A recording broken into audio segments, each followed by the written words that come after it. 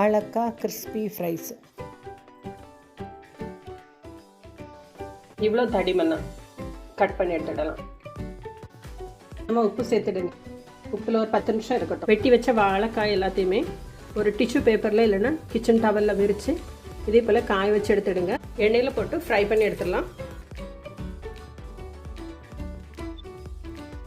இப்போ இதை எடுத்துடலாம். ஃப்ரை பண்ண வாழைக்காயை ஒரு டம்ளரில் வச்சு இப்படி நசுக்கி எடுத்துக்கலாம். இது போல் எல்லாமே செஞ்சிடலாம். இது ஒன்றையும் மறுபடியும் ஆயிலில் ஃப்ரை பண்ணி எடுத்துடலாம். இப்போ இதை எடுத்துடலாம்.